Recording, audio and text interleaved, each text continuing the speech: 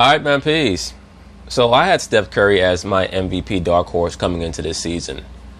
And things pretty much started out as I thought that they would. I thought that Anthony Davis would come out of the gate like a house on fire.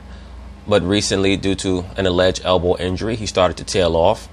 And Steph Curry seems to be destined, barring injury, to win his third regular season MVP award. And really the only way that he's going to do that is to win the scoring title. But scoring just comes so easy for him that barring injury, I see him leading the league in scoring this year, especially with the mindset that he seems to have. Curry just seems to be so focused on making sure that he gets up at least 20 shots a game. And if he's going to get up at least 20 shots a game, he's going to average over 30 points a game for this season. So this panel here is going to assess how viable Steph Curry's chances are to win the scoring title this season. They're going to talk about it. I'm going to chime in.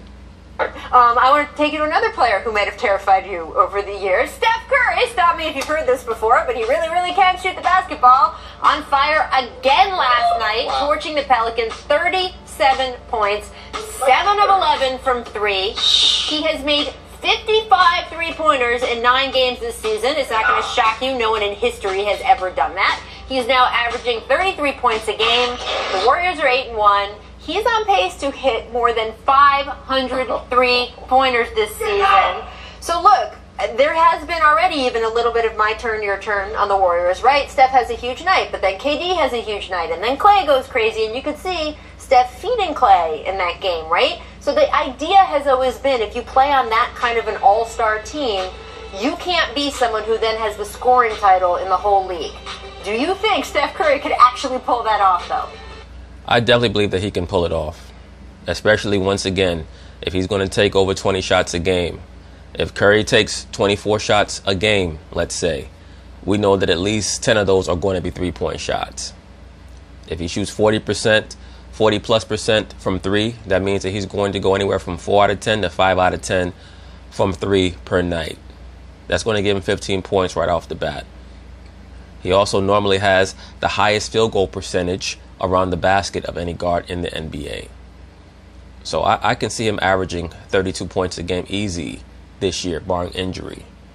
Especially with the speed and the tempo of their offense, he's going to have more opportunities to score.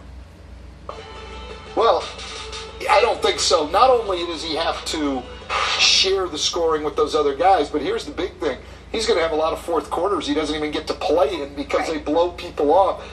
That's true, but fortunately for Steph Curry, oftentimes through 3 quarters. And once again, this is a player who normally averages only about 32, 33 minutes a game in the Steve Kerr system. That's around what he's averaged for the last 3 or 4 years.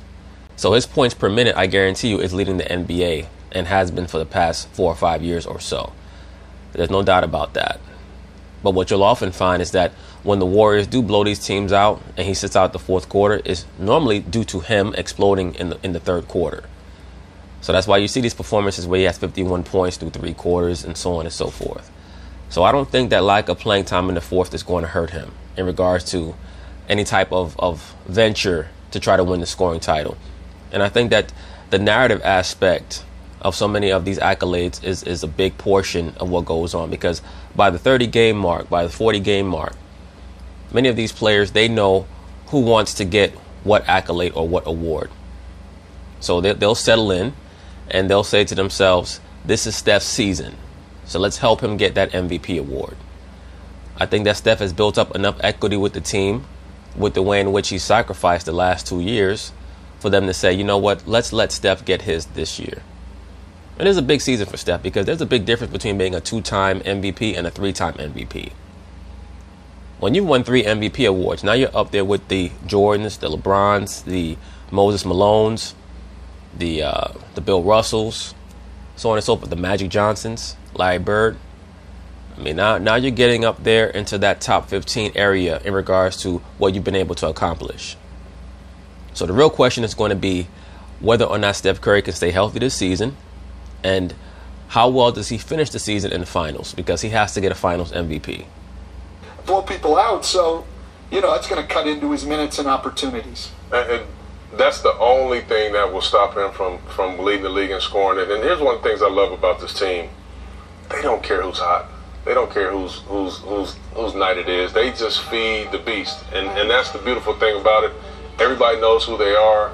Steph is on a tear right now, but you'll probably go through 2 or 3 weeks where KD's on a tear, or Clay will get going for a week or so, and nobody cares. So he's got the ability to do it on a team like this, but it's gonna be tough because he only gonna play probably 20-something minutes some nights. A lot of nights. Actually. Right. I mean, and especially when he's having a good night. That's the problem. I mean, when he's having those big nights is probably when he's not going to get to play as much in the fourth quarter. I mean, with that one of those big nights he had, he was scoring so much that if you had kept him in, he would have scored 68 points if you had taken him through 4 quarters. Even just with the minutes he was playing per quarter, he would have scored 68. And yet, of course, Steve Kerr being all responsible, making sure he doesn't get hurt, blah, blah, blah. Didn't want him to get hurt, also fine.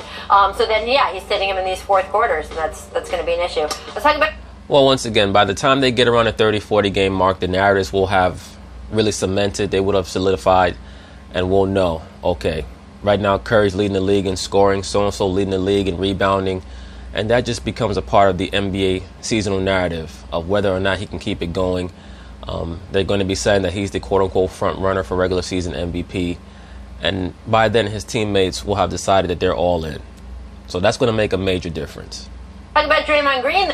But anyway, that's basically it on that. We'll see what happens with Mr. Steph Curry. So peace.